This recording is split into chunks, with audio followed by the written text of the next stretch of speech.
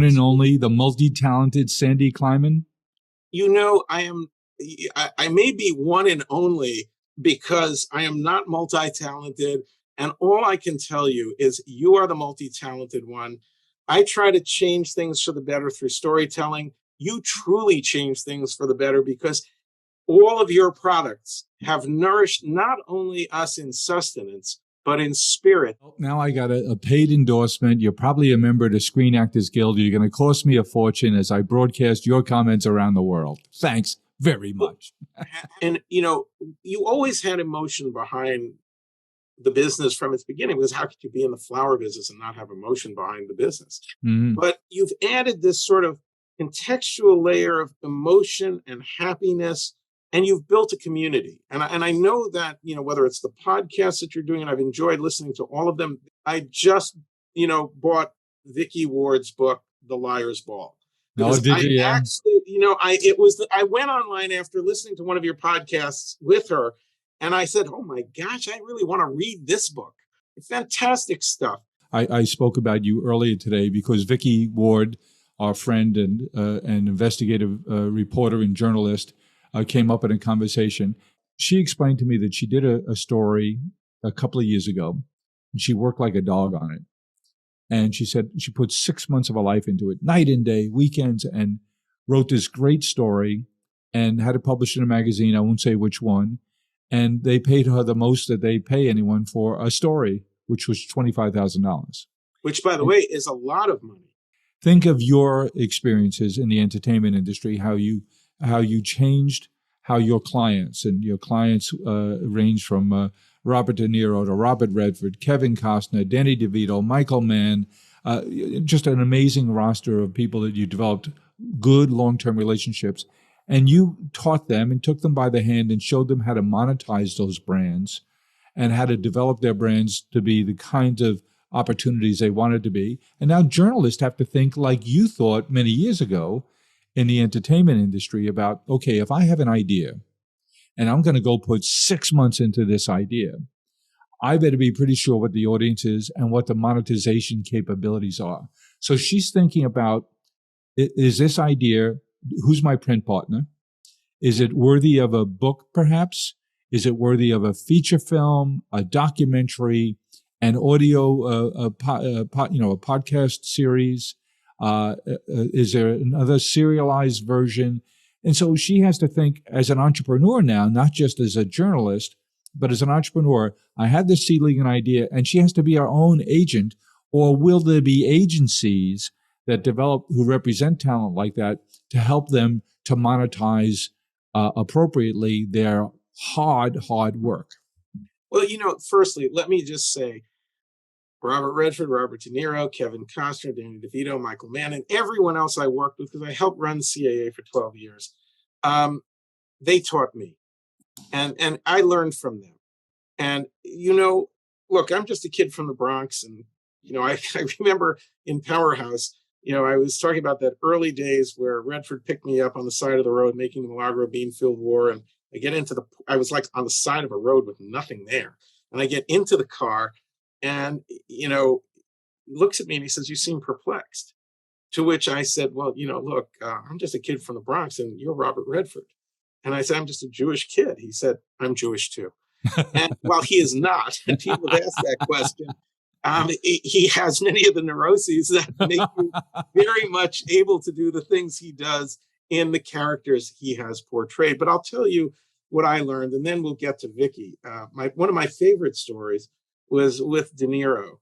And, people would say, how do you talk to De Niro? I said, well, I talk to him every day. And I said, or every other day. And he's just a great human being. All of the people I worked with were compassionate people who were extraordinarily kind, extraordinarily thoughtful about everyone around them and their business, and their values were extraordinary.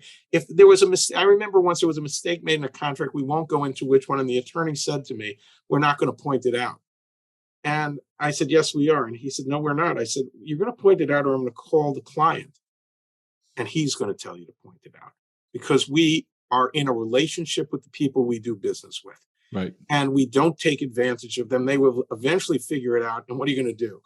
And explain to them that, we didn't save the time on their part and our part by doing the right thing.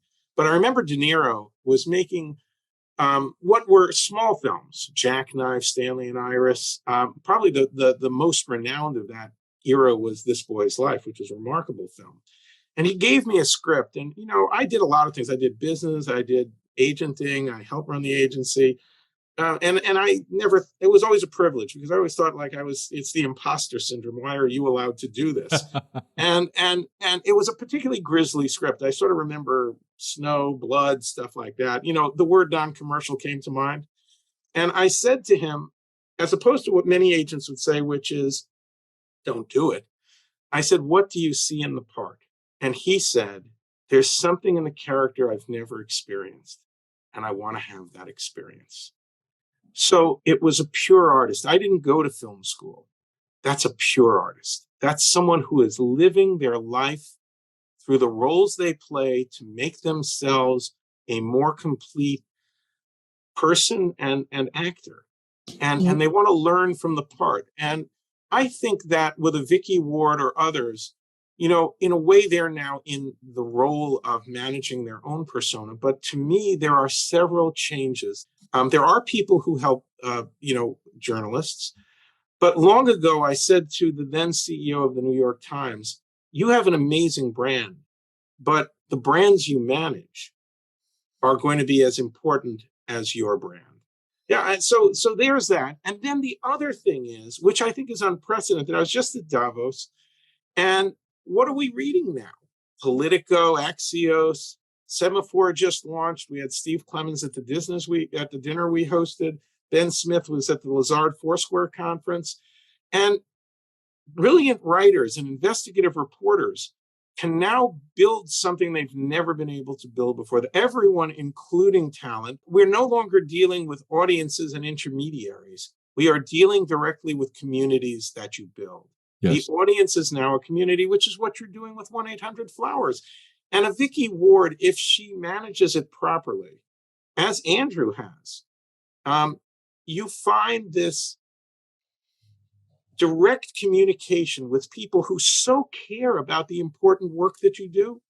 And remember, we don't need large audiences to make good living. Substack tried to do that, and they did well. And Newsbreak is trying to do that and bring back local journalism.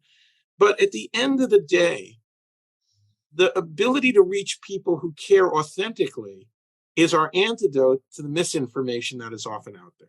And without brands like Vicky or Andrew or, many, many, many other, good Fareed Zakaria, you don't have the ability to undo the misinformation, because when I was growing up, and this will show my age, Walter Cronkite, if Walter Cronkite said something, you believed it. Absolutely. Now you can have not national audiences on CBS, but smaller audiences, and have a good living out of it. And as you build them, maybe they become a national audience like CBS.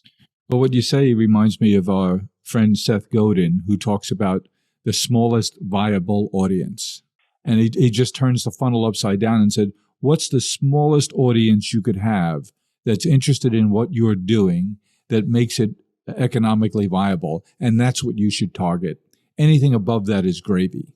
But it's the way you guys who are smart think about turning it upside down. And I know Axios, Semaphore that you mentioned, I think what Axios is doing is just terrific. And the subjects they're getting into, you and I have talked a lot about things that are of interest to us in terms of mental health, loneliness epidemic that's going on. And Axios has been doing some great writing in that area and reporting and providing just genuine information and service to their community. Absolutely. And if you think about it, I highly recommend everybody listening, if they haven't done so already, to download Michael Wolff's Activate report that he does every October for the Wall Street Journal D conference. Mm-hmm. And year in and year out, he talks about superfans. And when you talk about superfans, which is really the core of a community, and it's the most monetizable, the people who will pay for subscriptions, who will go beyond the paywall, it's equally important for news and information. Yes. And to me, the other thing is, I noticed this first with eBay, It was early in Jason Calacanis with weblogs. Yep. You're basically not writing articles that have a beginning, middle, and end. As he would say, it was hard to hire in those days magazine writers because they actually wanted to end something. Whereas his writers would say, I'm going to put this out there and I think I'll get a sandwich and see what comes back. The need to be heard is not new. We just have the ability to do it today when we didn't before. So let's talk about before. You mentioned you're a product of the Northeast Bronx. You went to Bronx High School of Science, a very prestigious New York City school. It was a school you didn't get beat up at. And sometimes you did. Well, there's a school that wouldn't even send me an application, let's be honest here. But you wind up the valedictorian of that class, and then you go up to this little town called Cambridge outside of Boston, and you get your BA at Harvard, you get your MBA at Harvard, and then you get your MS in health policy. How did that come about? You leave yourself available to the unexpected. And I always tell everyone, whether it's my kids or my colleagues, because they would say, why are you wasting time with these people?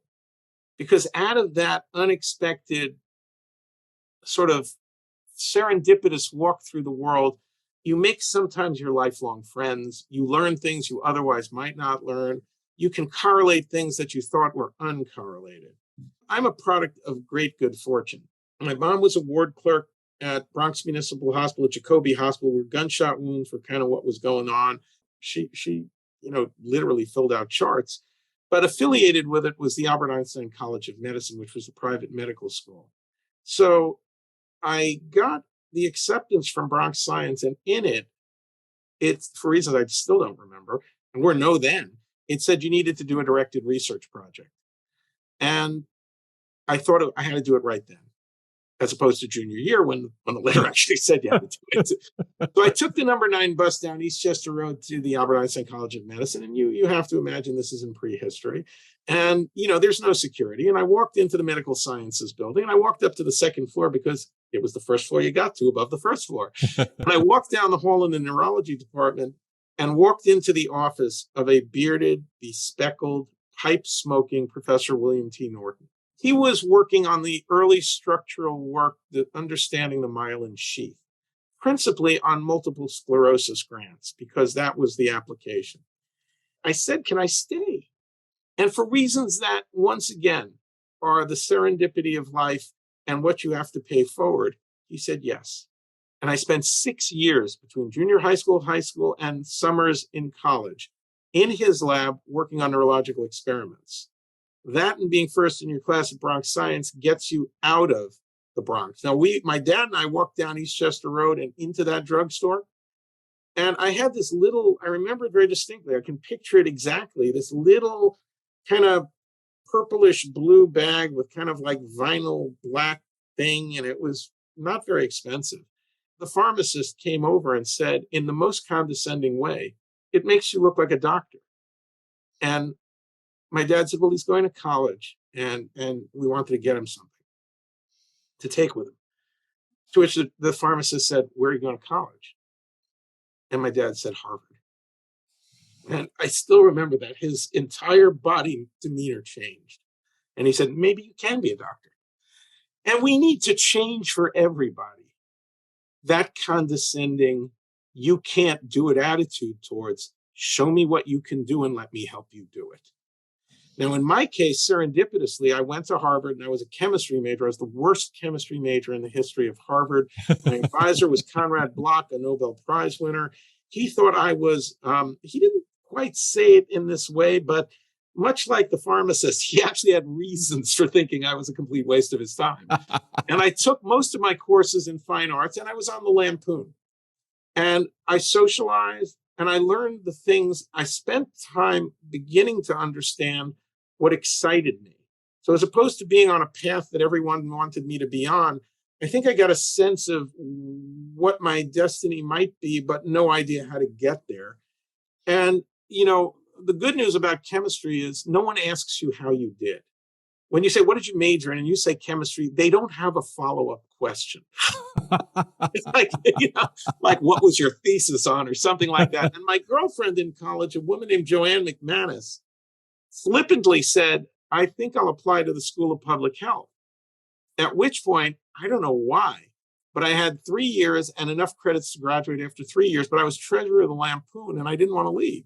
Sure. And I figured the only graduate school I could talk into taking me without an undergraduate degree was the School of Public Health. So I wandered over to the School of Public Health and applied to a Master of Science in Health Policy and Management, figuring, given the fact that my grades were not all that great in chemistry, that it was a hedge against getting into business school. And I said, if I don't get into business school, I'll have this. And then after 4 years, I graduated college at that point because they did give you your degree. This is 1977. And I applied to business school. And once again, a complete surprise in many ways, I did get in, even though I'm not sure why. And then I had to talk the two schools into taking the second year of the public health program, which was meant to be done at the business school, with one extra course. And in 6 years, got 3 degrees.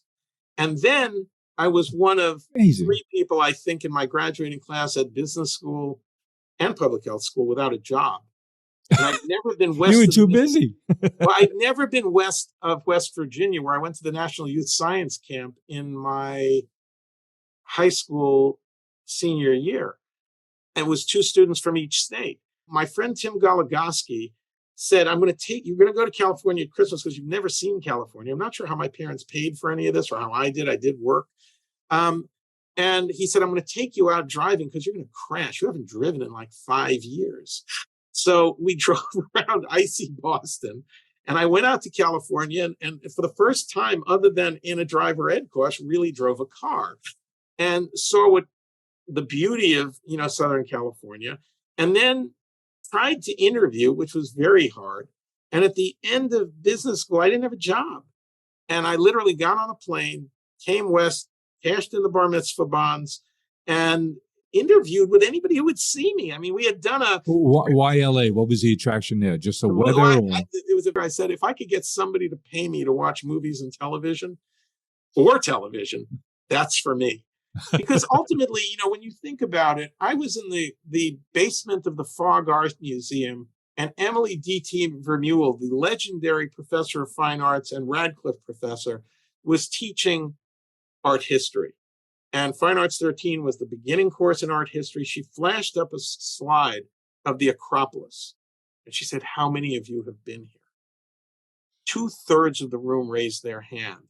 And I turned to the girl from New Jersey with wealthy parents sitting next to me who would never go out with me.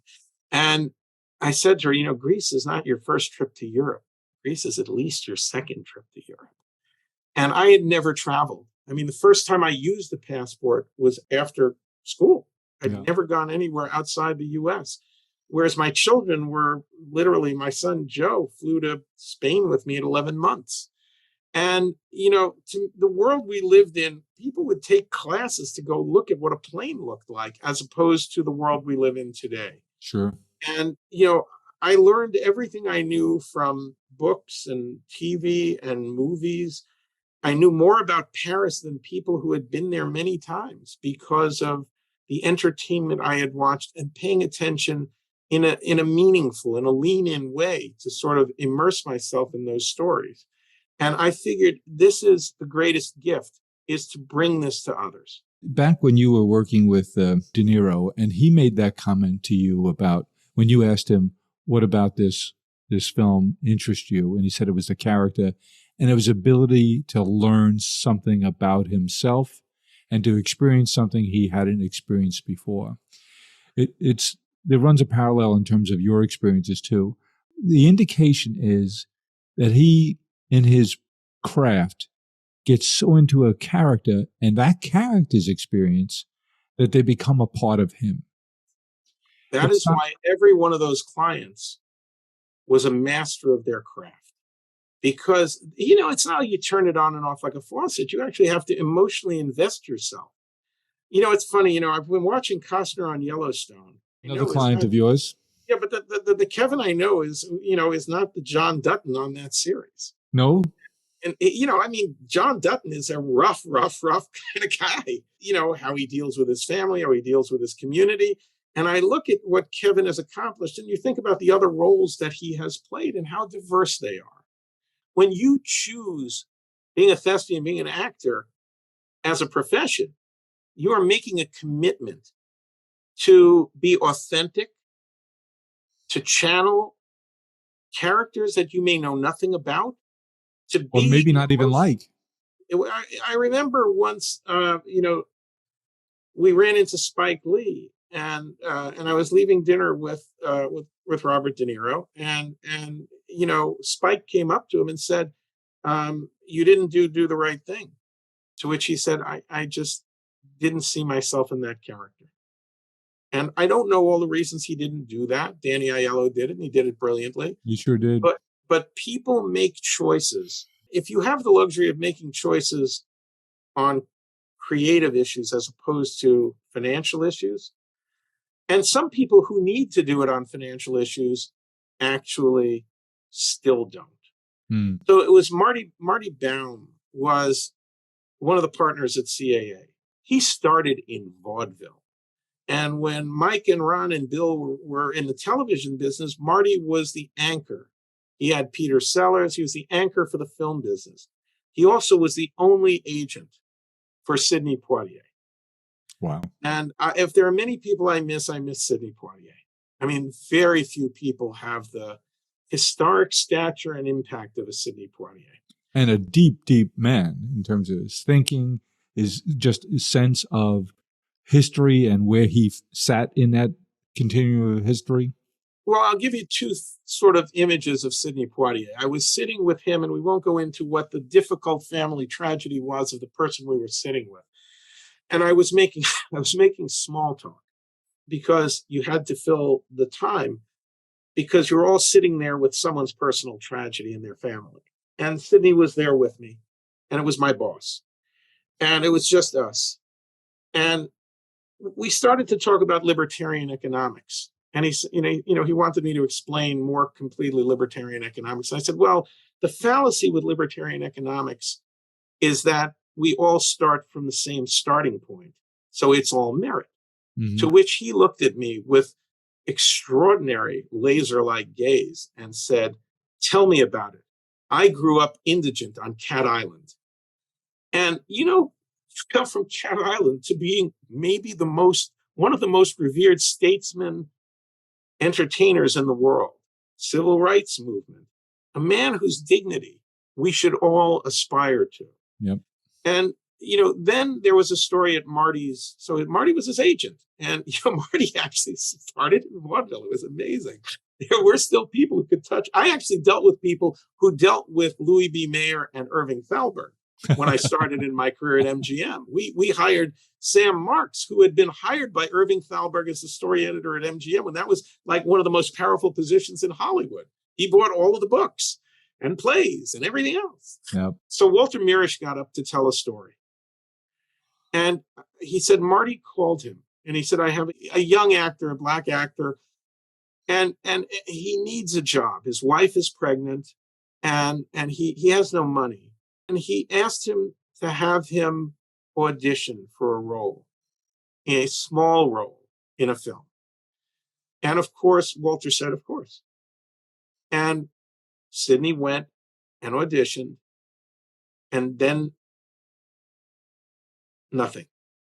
At which point, Walter and the director called up and said, he was magnificent.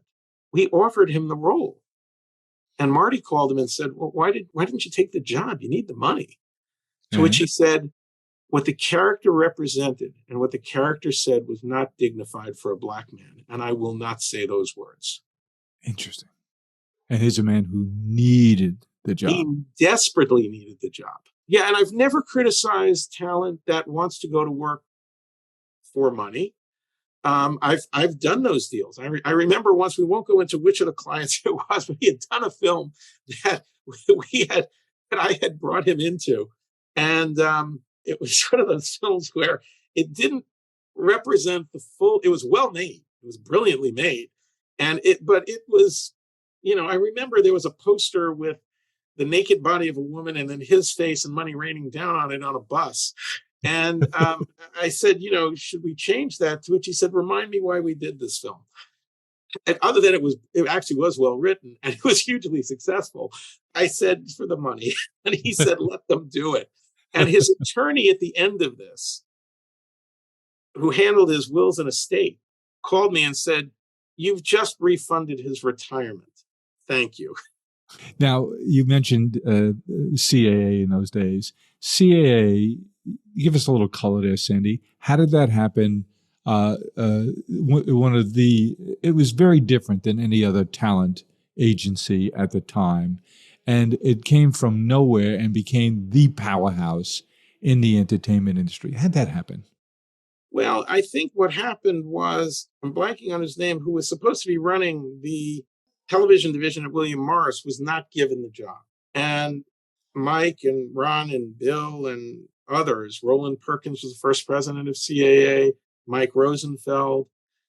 Morris was a very structured, very old company. At the bottom of the page, it said, put it in writing, because you got paid on paper that had numbers on it that you had delivered. And this is kind of like how a real estate agent works. It's more like how the business works today, sometimes how, investment houses work. And they wanted to build a very different company, a family company where it was going to be a collective effort and murderers row. Plus, it does help that these are some of the most talented agents in the history of the business. Sure. and persuasive people, beyond visionary, persuasive. And, I came out to LA in 79 without a job and somehow got an interview at CAA. And I do want to, and while he wouldn't want me to tell the story, because I actually am so grateful for my experience there, I had two contacts. So with Mike Rosenfeld, who has passed away, his son is still there and a great, great human being. Both of them are. Rob Rothman was Mike Rosenfeld Sr.'s assistant. And when, he didn't hire me, but he met with me. And I remember Rob, who now runs a very successful television agency of his own, very successful, one of those names you don't hear, who's at the top of the knowledge and cares about his clients and has done extraordinarily well. He actually ran after me as I left, and he made a point of staying in touch. And that came into play later on. Mm-hmm. And then I had supposed to have met with Ovitz. He told Stephanie to talk to me. And I remember calling Stephanie and saying, she said, well, Mike told me to talk to you. I said, would you mind if I came in and met you? She said, that's not necessary. And that was over. Mm-hmm. And what ended up happening was I ended up at MGM. And I thought I was going to be there forever. I didn't realize there were stable companies like Warner Brothers at the time and unstable companies like MGM, which was going through massive transitions. I was there for Dick Shepard running the studio, then David Beagleman, then Freddie Fields. I lasted through three regimes. Yeah, but three amazing personalities and talents in your industry. And very different. And as I've often said, and it's in the book as well in Powerhouse, I said, you learn as much what not to do from your bosses as what to do. And the trick is not to mimic them. It's to analyze them and then choose for yourself the right path. There's some great advice for young people, actually for everybody there. Somehow I got hired by Jack Gordon, may he rest in peace, to be his assistant, which meant I ran pay TV. MGM was a tiny company. It didn't even distribute. It distributed through UA at the time before we bought UA. Uh-huh. And I was running pay TV under Jack, and I was his assistant in international distribution. And then somehow moved into production. I don't know who I convinced or how I convinced him. And I think David Chasman, who was the head of production under Beagleman, basically thought because I went to Harvard, going back to the credential, I might be able to keep up with him because he had never gone to college and he had a photographic memory. And he was unbelievable. He would sit there doing crossword puzzles the way, you would fill out a, questionnaire. But he was a lovely man and a man of great interesting and taste. He was called Dr. No because he said no to everything. But it was a great time. I remember, I first met Sidney Poitier at MGM, and it was one of the great lines. I was sitting like a hassock in his office, and he and Poitier were talking, and he said, Sandy went to Harvard and Harvard Business School, at which point Sidney pointed out Alan Hirschfield and said, Alan Hirschfield, who was running Columbia, also went to HBS, to which David Chasman said, yeah, but then Sandy joined the circus, which was kind of how I felt about it. So when I was at MGM, think about a world with no cell phones, no faxes, no texting, no email, no nothing. And, we'd send telexes when I was, at the company before MGM, which I was at for a short period of time, called Producer Sales Organization. But so I'm at MGM and there are no video machines. CAA had no budget to rent screening rooms for young agents. So Todd Smith, Mike Menschel, Judy Hoffman, every time I screened a movie that I thought was interesting, I would call them and say, do you want to come watch it with me? And gradually, Jack Rapke, I got to know these people. And they basically, principally Rapke and Menschel, who are two extraordinary, not just agents, people, went to Mike and said, you got to hire this kid. And finally, Mike, after years, I had been fired by MGM, by Freddie, because he needed my office. And we won't go into why. But the person who got the office never worked in the business again. But in any event, so I was fired.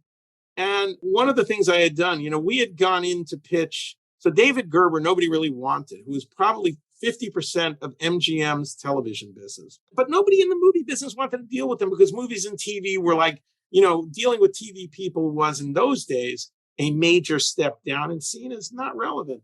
Yeah. So I had David as an account I looked after. Peter Chernin was there. Sagansky had just left.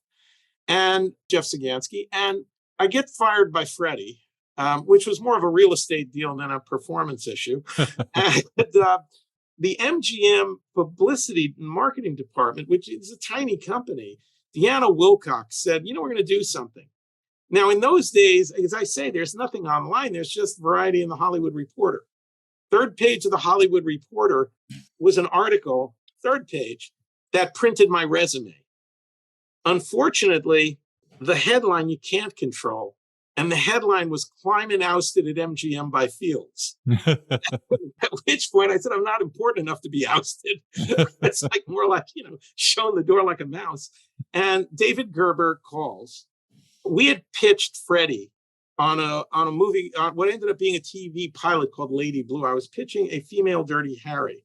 And Freddie, who had made Looking for Mr. Goodbar, Lipstick, all these salacious movies, looked at David and said, this is immoral. You can't have a woman do this. This is immoral. And I stood my ground and said, we could do this. And, it's a moment that I probably, there are those things you can't explain to your parents. So we're walking down the hall after being yelled at by Freddie while I'm still an executive at MGM. And we go into Madeline Warren's office, who's a vice president. And Gerber throws me up against the wall and grabs my balls and says, the kid's got balls. Make this So now I'm fired, and David pulls me into his office, which is the fourth floor instead of the third floor of the Thalberg building, and says, I was on the can reading the trades, and it said you got fired. So why don't you come work here? Unfortunately, I had an interview with CAA the next day and with Ovitz. And I turned to David and I said, do you mind if I let you know tomorrow? And he looked at me as one would to an unemployed junior executive. and he said, what is there to think about? And I saw the job offer disappearing. So I said, okay. And he said, great, we're all going to the Dodger game. Probably the least fun thing I can imagine is going to a ball game and, right around then. And so I go to see Mike the next day with Ray Kurtzman, who is the legendary head of business affairs and one of the great human beings. When I joined CAA, Ray said, you think you know stuff? You know nothing. You're going to try to do stuff. I'm going to tell you, it's going to take you 2 years to even know where the door is. You know nothing. He says, you're going to think you know how to do it, but you're going to fuck up. So come to me. And he was right. It took 2 years. It's kind of like moving to another city. And they say, you're a native of that city. After you've been there for 2 years, you kind of know your way around. Yeah, yeah. So I go see Ovitz, and he does the sort of amazing stuff that he would do in those days. So after he determined that I was not a complete waste of time, he hit a button on his phone. And you realize that his assistants were waiting for signals to pull me out of there. And he then turned off the phone. So the room was not being monitored by his assistants. And he said, I'm going to put you in a closet, which he did. The closet was opposite his office. It was this, you could get up, but that was about it. You wouldn't lie down in this thing. And he said, I don't know what I'm going to do with you, but you've talked to me about investment bankers I don't know. You've shown me an article from Channels Magazine, which Merrill Brown was publishing and Norman Lear owned, that profiled all of the investment bankers changing the industry. And at that time, investment banking and the industry were very far apart. There was not much to do. Yeah. And he said, look, he says, I don't know what you're going to do. So he turned off the phone. And then I said, Gerber or whatever. And I said, I'll just do a whoops and just, come here. I said, just tell me I can sweep the floor and I'll come here. And I think Bill Haber blocked me from coming because Bill told me that, which I respect, by the way. I mean, he did not want Mike building his personal staff larger than it was. And, Bill's a very gifted guy. Mike's an extremely gifted guy. Ron is an extremely gifted guy. And they each worked with each other in ways that were almost as if they should have been together in what was effectively the same dynamic many families have, which is there's a lot you like about each other and a lot you don't like about each other, but it somehow works and you kind of make it work. And he didn't hire me, and I went to work for Gerber. I then ended up running 2 small film companies. At the end, and I had sold Lionsgate Studios, not the one you know today, but the one that Robert Altman founded. Oh, okay. And I had sold that facility, which was making fairy tale theater, but also doing a lot of post-production. It was a very educational time to run a small company. I sold it to New World. And Ray Kurtzman calls up and says, what you doing? And I said, well, I'm interviewing with ICM. And I was on my way to be a television packaging agent at ICM. Mm. And he said, maybe we shouldn't be talking. At which point I said to him, as I had said before, if you give me a broom and a job at any price, I will come sweep your offices. And that's how I got hired 6.5 years later. And Mike hired me, Ray, Bob Goldman was our CFO. There were 3 guys who owned the agency at that point, 2 guys, then 3 guys, including me, who helped run the agency. We built the corporate side of the business. I co-founded, I founded it. That was a radical departure to have a corporate side of the agency. Remember, we didn't operate like anybody else. Because of Mike, Ron, and Bill and the stature of the talent that we represented as a corporation, as an agency, we had access to Rupert Murdoch. I remember Jim Berkus came to visit me when he was having an altercation with his partner, Marty Baum. And he asked me to smooth it out after I had left CAA. And at one point he said to me, Sandy, you don't understand. He said, you guys are talking to people we don't reach. And now they do, but at the time they did not reach. He said, you're dealing with heads of companies and global companies because of who you are. And we were a murderer's row. I mean, remember, behind every layer of the agency were the best agents in the business and the best environment in the business and the best compensated. It was a small company. And it moved like a family and an army. And it was fantastic. And the people who did that are, every one of them, as far as I'm concerned, legendary thinkers, strategists, and managers of talent. You mentioned along the pathway there when your resume was published, you mentioned one of the places it wasn't published was in Variety. And we have a mutual friend who ran Variety for 25 years, who hailed from the same borough of New York City as you do, the Bronx, and ran Variety for 25 years from New York. Jerry Byrne. Oh, Jerry, who I talked to this morning. Oh. I talked to Jerry this way. By the way, Jerry, the genius of Jay Penske, he and Jerry exemplified to me, like you, the best in management. They manage with vision and heart. They always ask, I was on the board of Penske Business Media until it rolled up into the parent company. Yep.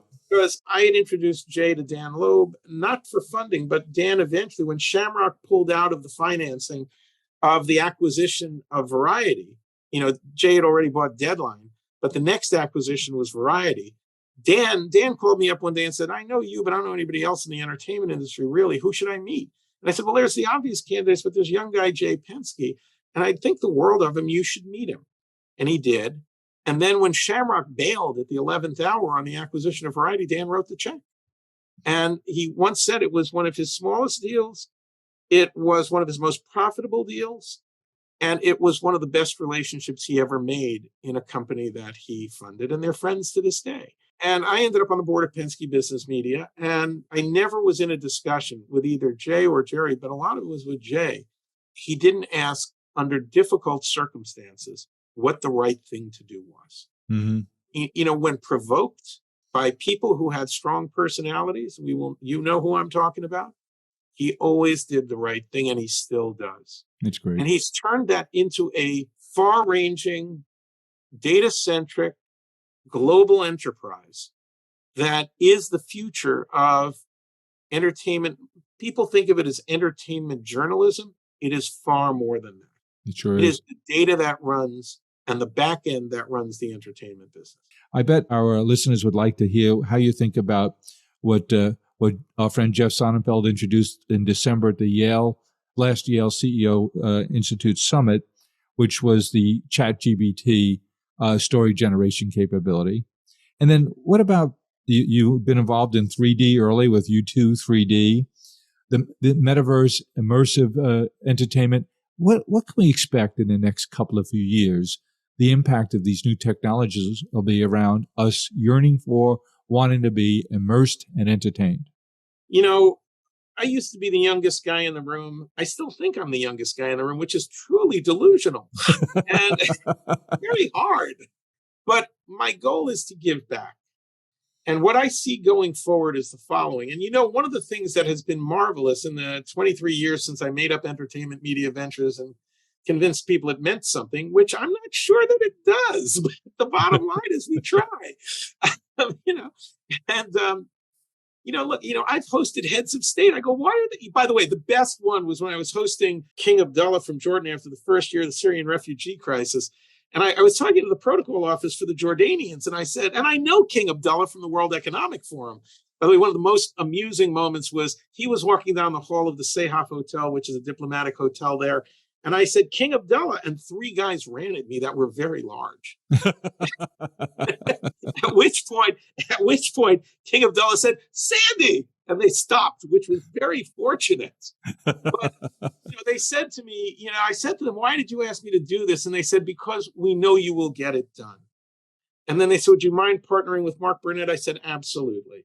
And, it's the ability to get it done. It's the ability to actually make yourself of service. And my goal has always been, and I know you've talked about this on other podcasts, it is what it means to be in a life of service to others, no matter what you're doing. The minute you think you're more important than somebody else, you have failed as a human being. I give back in two ways. One is cross-cultural storytelling, because we are on a global platform.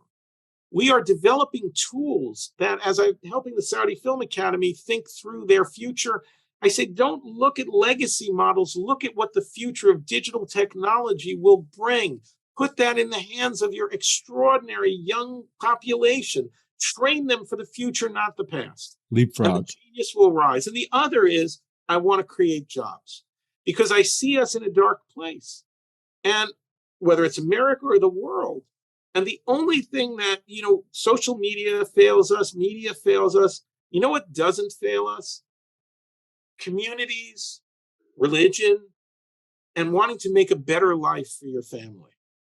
So OptiCareer, which is a pre-skilling platform, is I guess what people are calling it now, takes high school students and gives them training, authentic training, certification, works them through their interests, and gives them internships, pre-internships, internships, in association with companies that are not the FANGs. They're not Facebook. They're not Google. They're Snap-on Tools in Kenosha, Wisconsin, because a kid from Kenosha, Wisconsin is not going to Palo Alto. He's staying in Kenosha, Wisconsin. And, I was talking to Nick Pinchuk, who's a legendary CEO, and also, Nick from the Yale CEO Leadership Institute.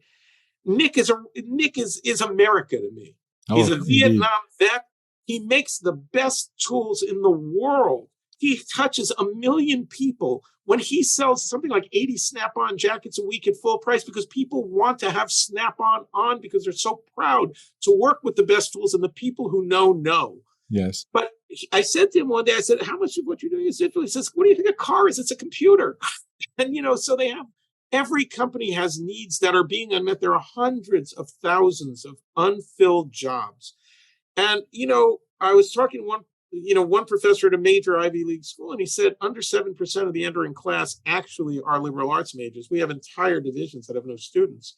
And he said, everybody is here, and they're all, because they can get their general education, and it is about lifelong education on the internet.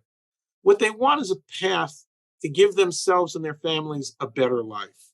And OptiCareer is a company that is we will measure our success by how many people go into jobs at companies. I'm having dinner with Lockheed Martin on Sunday with my friend Leo McKay. I don't know who will sign on for this, but everybody is focused on the fact that we want recruitment and retention is everything. And we want our young people excited about the future so that they are not tearing each other apart. If you think about my career, I'm not sure about yours, because I think you were an entrepreneur a lot earlier than I was. But I had mentors, and even if they weren't mentors, they were role models. Yes. And you could learn from them. I want to give young people a disciplined path so that they don't feel lost, so that they have a purpose in life.